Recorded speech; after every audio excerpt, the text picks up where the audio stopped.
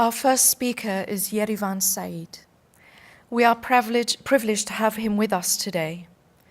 He is a journalist and permanent member of the Capital of Peace organization, which is based in Halabja. Kaki Yerivan is from Halabja and has kindly agreed to share with us his experience of the chemical attacks as he witnessed them as a child. We are grateful to you, Kaki Yerivan, as we can imagine how harrowing these memories must be. To my right is Gabriel Mayron. Gavi is the founder of Law, a firm dedicated to advancing private human rights law by representing the victims of terrorism, crimes against humanity, and genocide in private lawsuits. He is currently representing people from Halabja in a complaint filed in the French courts against European companies that supplied Saddam with chemicals. To the far right is Mr. Luis Moreno Ocampo. He is the first prosecutor of the International Criminal Court.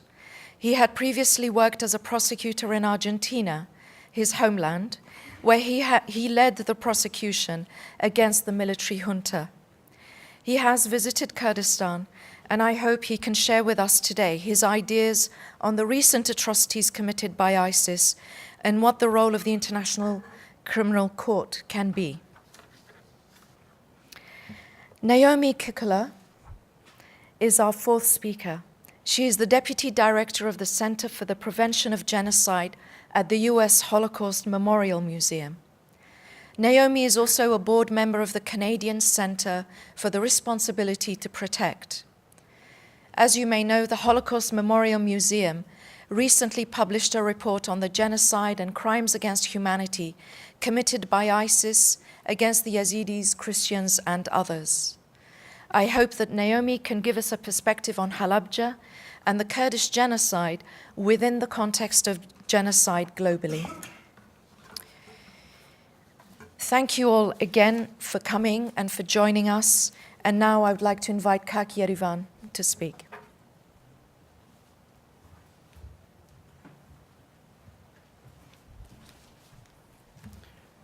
Thank you, Behan, for the kind introduction, and thanks for the Center for Johns Hopkins University for arranging that in coordination with the KRG.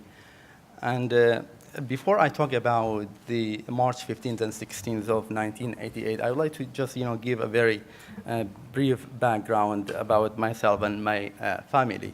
In May of 1987, we fled to Iran because at that time, the people of Halabja rose against the Ba'athist regime, and the regime responded by suppressive means and also razed to the ground entire neighborhood of Halabja. And my father was defected the Iraqi army for an army that he had zero loyalty for, so we had no any option but to fled to Iran. So in May of 1987, we fled to Iran through a very narrow path that I remember.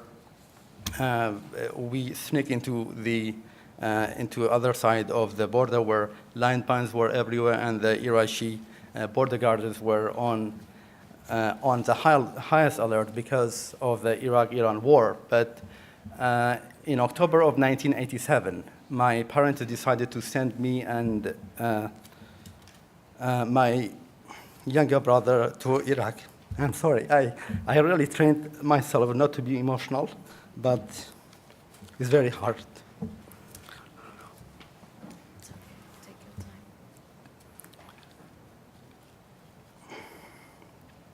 So in October of 1987, we came back to Iraq. My dad took the same risky way, smuggled us into Iraq, and we were left with our grandparents.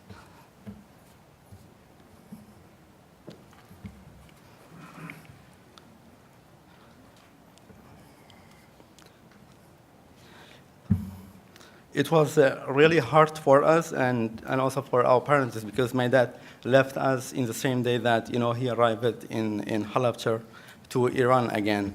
And on February of 19 1988, just almost 3 weeks before the chemical attack, my family decided to return to Iraq. They made an arrangement with the former regime. They paid lots of money in return. My dad would not be prosecuted.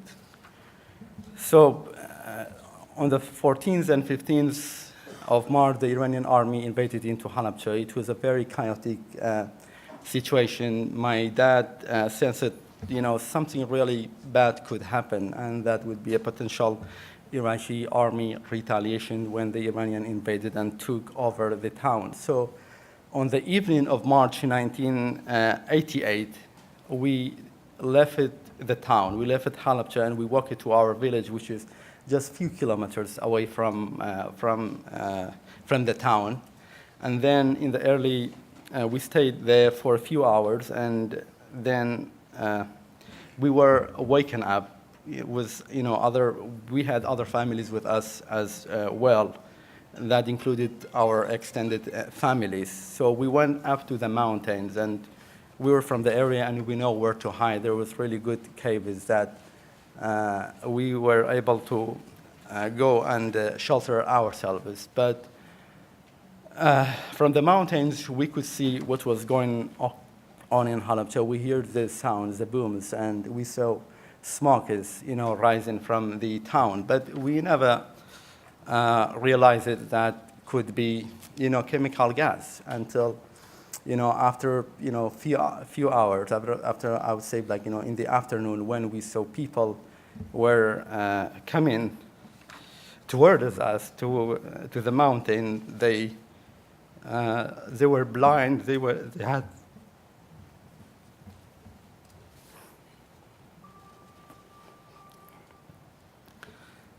some had lost their mind, and others burned.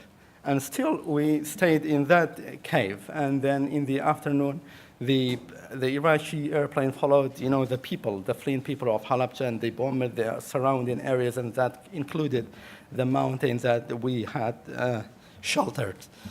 And at that time, there was a very strange smell. It was like, apple and onion and other, kinds of smells that we felt. Our eyes were itchy and watery, but we did not realize that's a chemical gas until later when the Iranian army found us, and we went down, and we saw animals and birds were killed down in the valley. And then the Iranian army, instructed us to leave the area because almost no one is in the town. Either people have died or they have fled to Iran.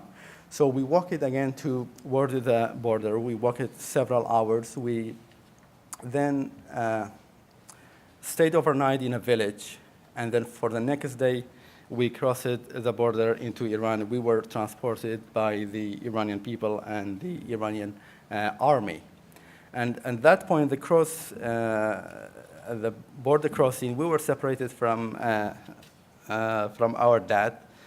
He ended up in a different camp, and also we ended in another camp. And as I said, the Iraqi airplane followed the people and also dropped some bombs on the exact border crossing and killed, some people and wounded others. So we're really concerned. My dad didn't know whether we made it, and also we had the same, concern for him until after 20 days we were able to come to reunite. We had another family reunion.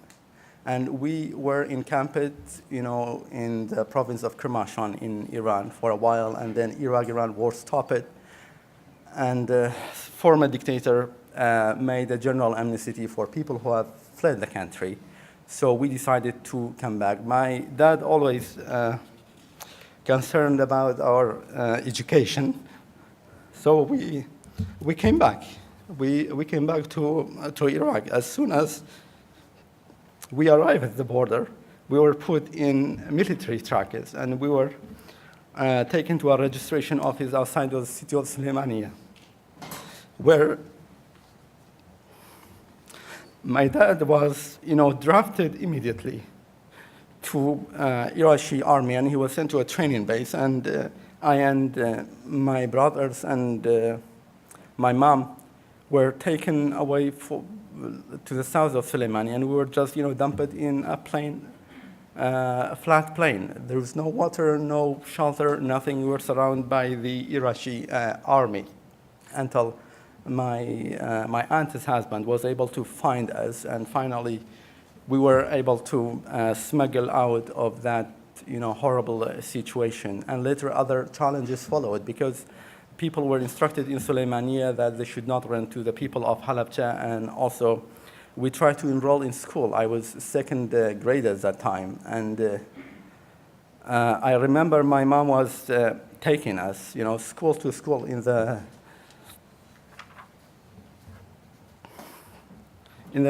neighborhood, and we were not taken just because we were from Halabja. And my mom was a real fighter, in the sense she was very outspoken and brave, and she was able to get some kind of ID for us, where after several months we could go to school.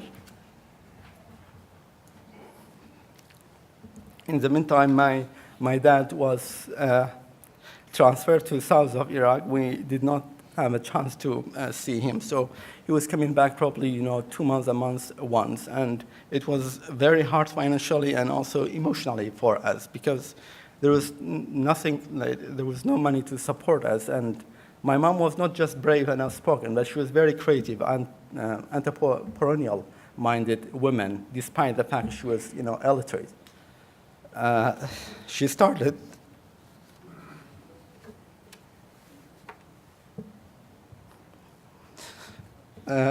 started making bread at home, and we sold after, when we came back from school with my younger brother. So that's how we made it until the Iraqi army invaded into Kuwait, and it was defeated, and Kurdistan people rose against the former regime, and we could go back to Halabja in March of 1991, but our stay was very short-lived, because Iraqi army was able to recapture the whole Kurdistan. It triggered the 1.5 million mass exodus of 1991, which is very famous, and it led to the establishment of no-fly zones. So again, we fled to Iran, and before I was 11 years old, I became a refugee 3 times in my life. So I will stop here, and I guess I will be able to share some good things about Halabja later. Thank you, and I'm sorry for being emotional.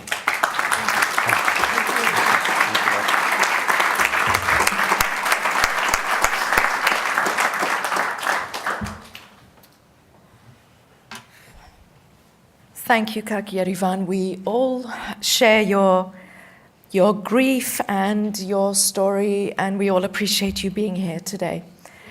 I'd like now to ask Gavi to please speak to us about his efforts